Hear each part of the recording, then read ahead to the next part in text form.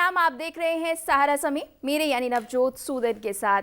आज बात करेंगे सलमान खुर्शीद की। कांग्रेस नेता सलमान खुर्शीद एक बार फिर विवादों में घिर गए हैं। इस बार आरोप लगा है कि खुर्शीद ने अपनी नई किताब में हिंदुत्व को जिहादी इस्लामी संगठन ISIS और बोरो हराम जैसे करार कर दिया है। बीजेपी के IT सेल अध्यक्ष अमित मालविया ने ट्विटर पर इस किताब के एक चैप्टर की फोटो शेयर करते हुए कांग्रेस और खुर्शीद पर आरोपों की बौछार कर दी है।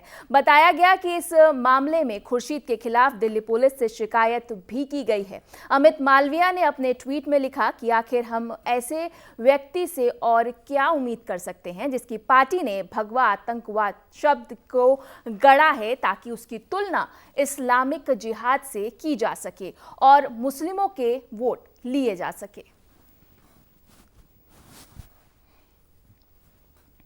और इसी मुद्दे पर चर्चा करने के लिए हमारे साथ हमारे खास मेहमान जुड़े हैं। फर्रुखाबाद से बीजेपी सांसद हैं मुकेश राजपूत जी। मुकेश जी, आपका स्वागत है।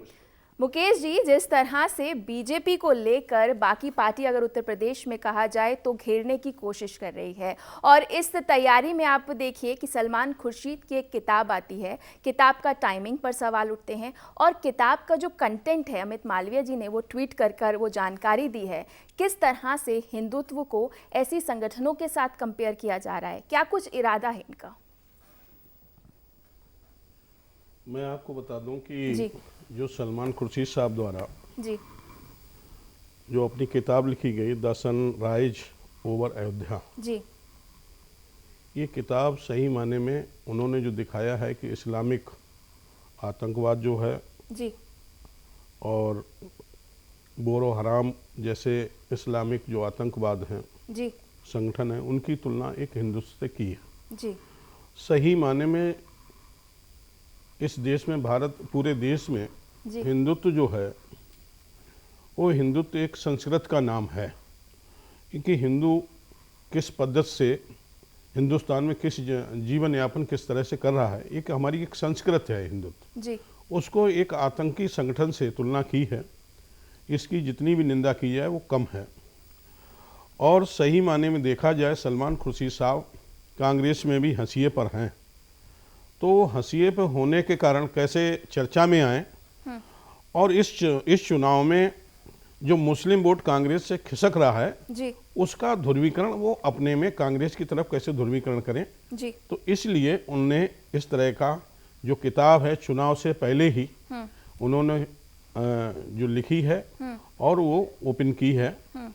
और इस तरह से जिस तरह से उनकी निंदा हो रही है, सही माने में हिंदू समाज कहीं पर भी, ये हिंदुस्तान को बनाने वाला समाज है, हिंदुत्व जो है पूरा समाज बनाने वाला, देश को बनाने, देश का निर्माण करने वाला समाज है।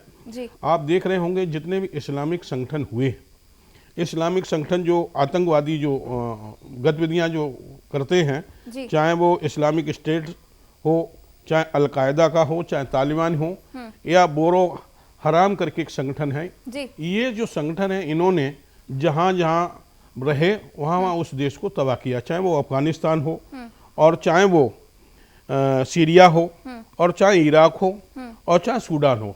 इन देशों में इस्लामिक संगठनों जो आतंकी संगठन हैं उनके माध्यम से ये देश तबाह हुए। लेकिन आप देखिए मुकेश जी, जो दो संगठनों से कंपेयर किया गया है, एक संगठन अफ्रीका का है तो दूसरा मध्य एशिया का है, यहाँ पर भी पाकिस्तान को बचाते नजर आए हैं। क्या पाकिस्तान प्रेम जाहिर हो रहा है? नहीं, बिल्कुल पाकिस्तान प्रेम कहीं जाहिर नहीं है। पाकिस्तान भी आतंकी संगठन है और पूरा वो आतंकियों को संरक्षण दे रहे हैं। और ये भारतीय जनता पार्टी के हमारे सभी लीडर्स, और जहाँ पर भी अभी तक जो शो हुए हैं जहाँ पर भी, तो वहाँ हम लोग जानते हैं कि आतंकियों को जो संगठन देने वाला वो भी एक पाकिस्तान आतंकी संगठन देश है, जो आतंकवादियों को संगठन बराबर संरक्षण दे रहा है, और ये पूरे विश्व में जग जाहिर है। जी बेशक। जिस तरह से अगर मैं बात करूं सलमान खुर्शीद की, फर्रुखाबाद से आप आते हैं, क्या ये बौखलाहट है 2 बार हारने के बाद अपने आप को वापस पब्लिसिटी देने के लिए इस तरह की ये स्टंट किए जा रहे हैं? नहीं, बिल्कुल ठीक कह रही हैं आप। ये जिस तरह से सलमान खुर्शीद साहब लोकसभा में पहली बार 2014 में जब चुनाव लड़े थे, तब उन्हें 1 लाख वोट मिलता है। जी। और जब दोबारा फिर 2019 में चुनाव लड़ते हैं जी। तब उन्हें 51,000 मात्र वोट मिलता है। जी। और जबकि वो देखा जाए मुस्लिम वोट ही फर्रुखाबाद जनपद में 2 लाख के बीच में है। जी। वो उन्हें मुस्लिम समाज का भी वोट नहीं मिला है, हिंदू समाज का तो छोड़ दिए, उन्हें अपने समाज का भी वोट नहीं मिला है, ना हिंदू समाज का वोट मिला, ना मुस्लिम समाज का वोट मिला। जो भी कांग्रेस पार्टी का जो वोट है, वेस्ट वोट है, या व्यक्तिगत उन्होंने किसी तरह से चुनाव प्रबंधन में लोगों को, कार्यकर्ताओं को लगा के रखा है, तब वो पूरी लोकसभा में, अब समझिए पूरी लोकसभा में उन्हें 50,000 वोट मिला है। तो मैं मानता हूं ना उनके साथ हिंदू है, ना कोई उनके साथ मुस्लिम है, और वो जिस तरह से दोबारा इस तरह की बात करके वो मुस्लिम अपने साथ जोड़ना चाहते हैं, और वो इस मुस्लिम को जोड़कर वो चाहते हैं कि हम उत्तर प्रदेश में जो समाजवादी पार्टी से जो लगता है कि लड़ाई में जा रही है, वो चाहते हैं कि कांग्रेस लड़ाई में आए, इसलिए इस तरह की वो बात कर रहे हैं। बेशक जिस तरह से हम देख रहे हैं प्रियंका गांधी जो है वो किस तरह से एक्टिव हैं, और कहीं ना कहीं अब उनकी भी इमेज जो है वो लग गई है दांव पर, तो इस तरह के काम जो है क्या गांधी परिवार से भी उनको सपोर्ट मिल रहा है? जो ये टाइमिंग है, इसलिए मैं बार बार पूछ रही हूँ कि यूपी चुनाव जो है अब नज़दीक हैं, और टाइमिंग जो है इसको लेकर ये उठता है सवाल कि क्या गांधी परिवार का भी सपोर्ट है? प्रियंका की नाक का सवाल हो गया है। मुझे ये नहीं मालूम पड़ता है, कभी कभी प्रियंका गांधी मंदिरों में जाती हैं, कलावा बंधवाती हैं, पूजा अर्चन करती हैं। जी, उसका क्रेडिट तो बीजेपी को देना चाहिए। अच्छी बात है, करना चाहिए, मैं उसका स्वागत करता हूं। और ये इससे पहले भी उन्हें करना चाहिए था, जो आज कर रही हैं, इससे पहले भी करना चाहिए गांधी परिवार को। है, हमने देखा माननीय राहुल गांधी जी हैं, वो जनेऊ पहन के आते हैं, जनेऊ पहनते हैं, वो भी ऊपर जनेऊ पहनते हैं, तो ये जनेऊ पहले भी पहनना चाहिए। ये सब चुनावी स्टैंड है, ये कहीं नहीं उनकी आस्था है, वो सिर्फ हिंदू और मुसलमान की भावना भड़का के और वो मुस्लिमों का वोट लेना चाहती हैं। उन्हें मालूम है हिंदू वोट हमें मिलेगा, किसी न किसी तरह से लोगों को बरगला के वोट मिल जाएगा, और दूसरा हमें मुस्लिम वोट अपने साथ कैसे लाएं, ये उनका अपना स्टैंड है। कहीं न कहीं इसमें कांग्रेस की भी जो अपने जो गांधी परिवार है उनकी भी इसमें सहमत होगी।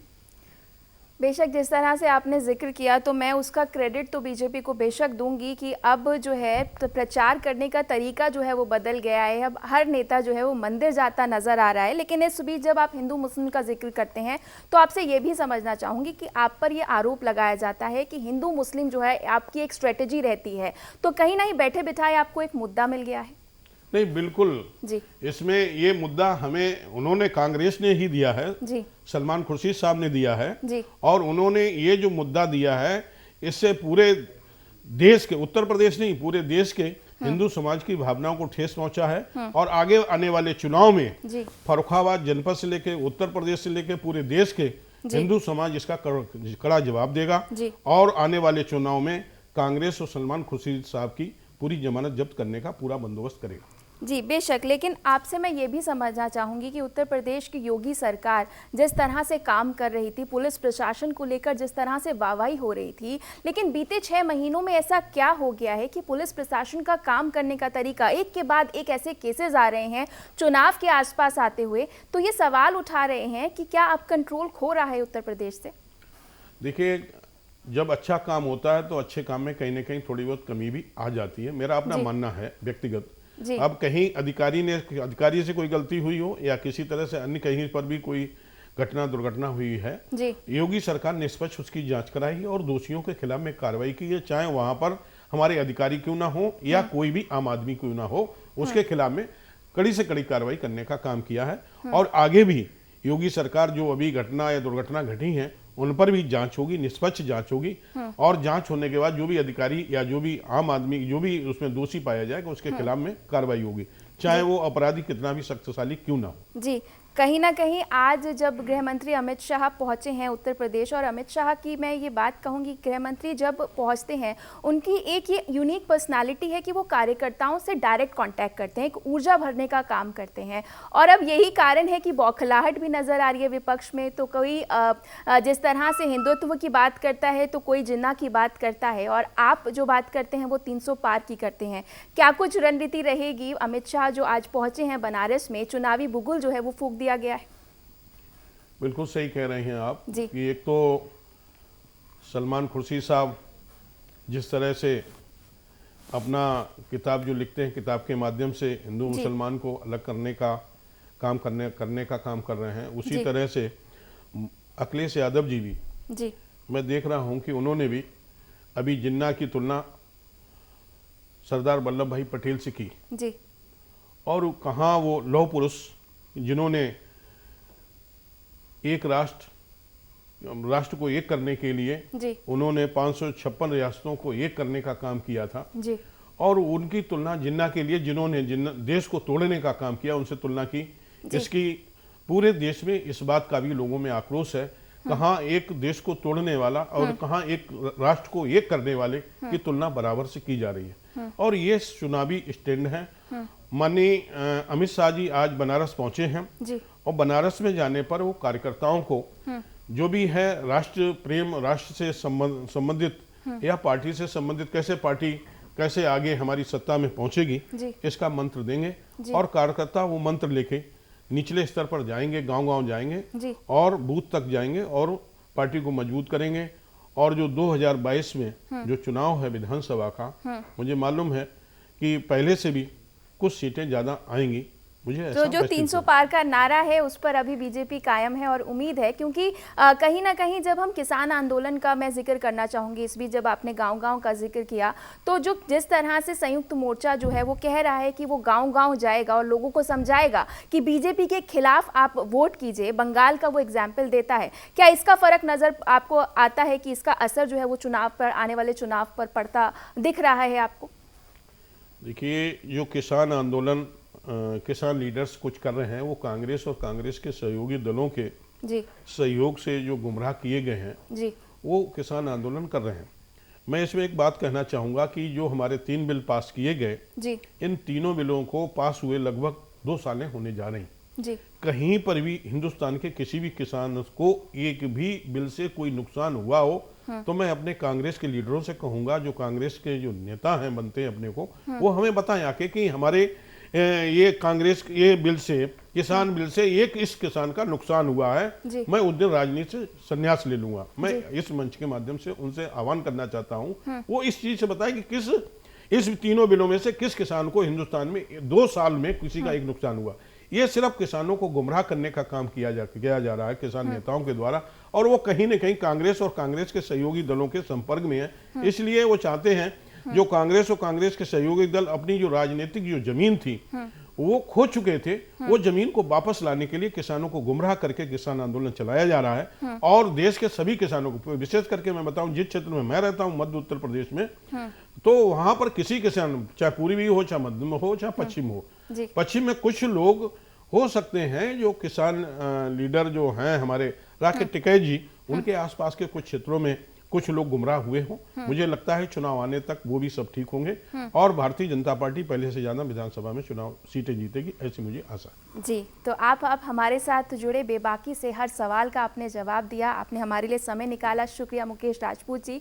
तो ये थे हमारे साथ मुकेश राजपूत जी जो बता रहे हैं कि सलमान खुर्शीद की जो ये किताब है उसके क्या कुछ मायने निकाले जाते हैं। और अब ये समझना भी होगा कि जिस तरह से अब चुनाव जो है उत्तर प्रदेश में नज़दीक हैं और इस तरह की बात, इस तरह की देश की एकता को तोड़ने का जिस तरह से इस किताब में जिक्र किया गया है, वो सवाल उठाता है कि आखिर मंशा क्या है। क्या कांग्रेस भी सलमान खुर्शीद के इन बयानों से वाकिफ है और क्या वो उसको सपोर्ट करती है? ये आने वाला वक्त बताएगा। फिलहाल इस खास बातचीत में इतना ही। अभी वक्त है एक छोटे से ब्रेक का।